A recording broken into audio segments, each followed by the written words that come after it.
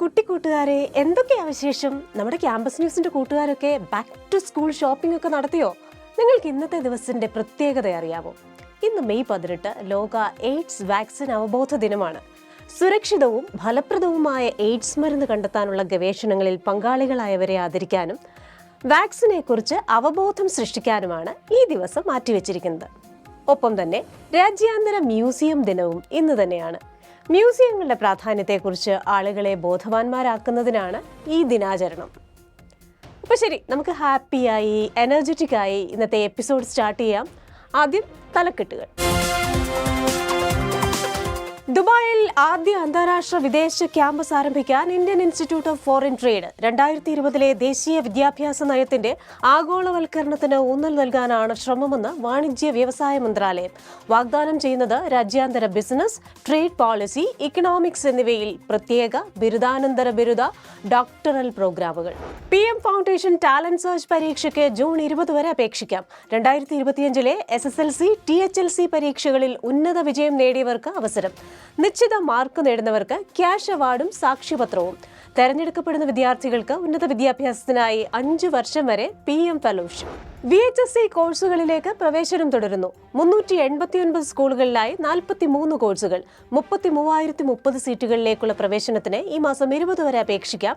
വിശദാംശങ്ങൾക്ക് website സന്ദർശിക്കുക. മനസ്സിൻ മടിയിലെ മാന്തളിരിൽ മയങ്ങൂ മണിക്കൂറുന്നേ. അമ്മയെ പാട്ട് പഠിപ്പിക്കുന്ന ഒരു കുട്ടി പാട്ടുകാരിയെ കണ്ടാലോ?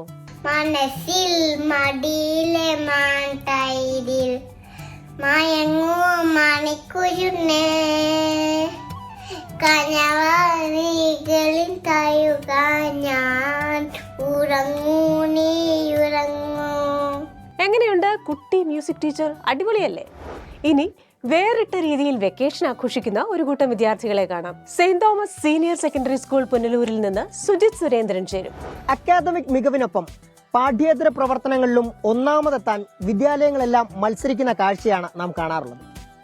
എന്നാൽ ആശ്രമം പോലെ മനോഹരമായൊരു വിദ്യാലയം, അവിടെ സഹജീവികളോടുള്ള സ്നേഹവും കരുണയുമൊക്കെ പകർന്നു നൽകുന്ന ഒരു സ്കൂളിലാണ് ഞങ്ങൾ എത്തി നിൽക്കുന്നത്. അവർ ചെയ്യുന്ന അവിടുത്തെ ആ നന്മയുടെ കാഴ്ചകളും ആ വിദ്യാലയത്തിന്റെ മനോഹാരിതയും ഒക്കെ പ്രേക്ഷകരിലേക്ക് എത്തിക്കുകയാണ് ഞങ്ങൾ.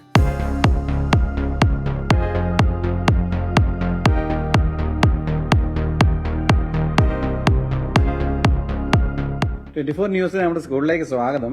ഒത്തിരി കാര്യങ്ങൾ നിങ്ങളോട് പറയാനുണ്ട്. നിങ്ങൾ ഈ സമയത്ത് എത്തിയതിൽ അതിയായ സന്തോഷമുണ്ട്. നമുക്ക് സ്കൂളിനെ കുറിച്ചും ഞങ്ങൾ ചെയ്യുന്ന പല വിഷയങ്ങളെക്കുറിച്ചും ഒക്കെ നിങ്ങളുടെ മുന്നിൽ ഒന്ന് അവതരിപ്പിക്കാം, അതൊക്കെ ഒന്ന് കാണിക്കാം നിങ്ങളെ. അതിനായിട്ട് നമുക്ക് സ്കൂളിന്റെ പരിസരത്തിലേക്ക് ഒന്ന് പോകാം. ഓക്കെ.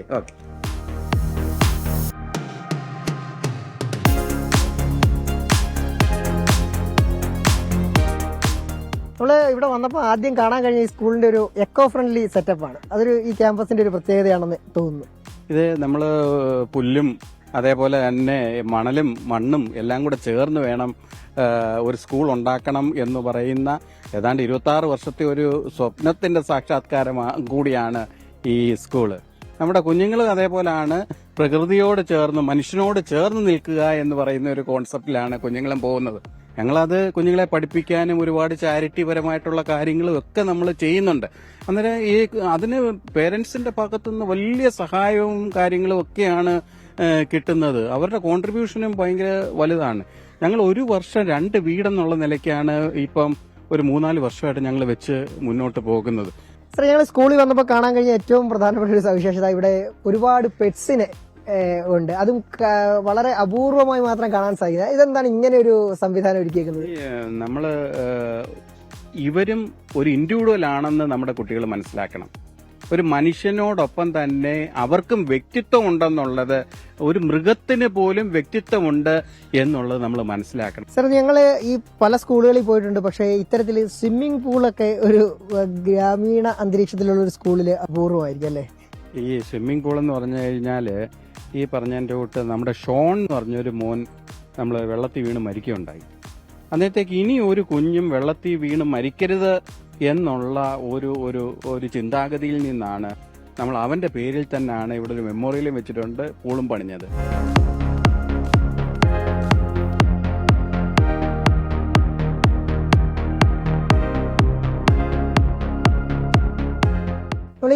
സ്കൂളിന്റെ ലഹരി വിരുദ്ധ പ്രവർത്തനങ്ങൾ ഏറെ ശ്രദ്ധയാകർഷിച്ചിട്ടുണ്ട്. ഈ ഫ്ലാഷ് മോബ് ഉൾപ്പെടെയുള്ള കുട്ടികളുടെ ഏറെ ശ്രദ്ധേയമായിട്ടുള്ള സംഭവങ്ങളാണ്. അതെങ്ങനെയാണ് നമ്മൾ ഇപ്പോഴത്തെ പ്രവർത്തനങ്ങൾ എങ്ങനെയാണ്? ഈ ഒരു സ്കൂൾ നടത്തുന്നതുകൊണ്ട് നമുക്കറിയാം, ഈ ലഹരിയിൽ നിന്ന് കുഞ്ഞുങ്ങളെ പൊതിഞ്ഞു പിടിക്കുക എന്ന് പറയുന്നത് ഭയങ്കര ക്രിട്ടിക്കലായിട്ടുള്ള ഒരു സംഭവമാണ്. എന്ന് വെച്ചാൽ ഇപ്പൊ തന്നെ നമ്മൾ കണ്ട് കേക്ക്, മുട്ടായി എന്ന് വേണ്ട പല കാര്യങ്ങളിലാണ്.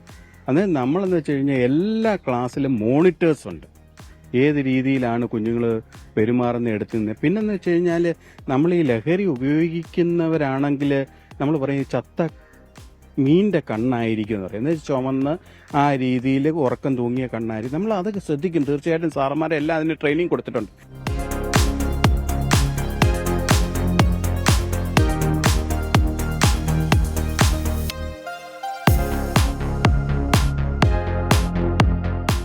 വിശ്വം നയിക്കുന്ന പൊന്തീപമേ, കരുണാർദ്ര സ്നേഹത്തിൻ ഉറവിടമേ, ഈ നയിക്കുന്ന പൊന്തീപമേ. പാഠപുസ്തകത്തിലെ അറിവിനപ്പുറം സഹജീവികളോടുള്ള സ്നേഹവും കരുതലുമൊക്കെ നമ്മുടെ കുട്ടികൾ പഠിക്കണം. അത്തരം പാഠശാലകളാകണം ഓരോ വിദ്യാലയങ്ങളും. Punalur saint Thomas senior higher secondary സ്കൂളിൽ നിന്നും ക്യാമറമാൻ അരുൺ SR-നൊപ്പം സുജിത് സുരേന്ദ്രൻ, 24 കൊട്ടാരക്കര. അപ്പോ ഇന്നത്തെ ക്യാമ്പസ് വിശേഷങ്ങളൊക്കെ ഇഷ്ടപ്പെട്ടില്ലേ? ഈ ക്യാമ്പസ് ന്യൂസ് വൈൻഡപ്പ് ചെയ്യാൻ ടൈമായി. അടുത്ത ആഴ്ച മറ്റൊരു ക്യാമ്പസിൽ നിന്ന് കാണാം. Tata, bye bye.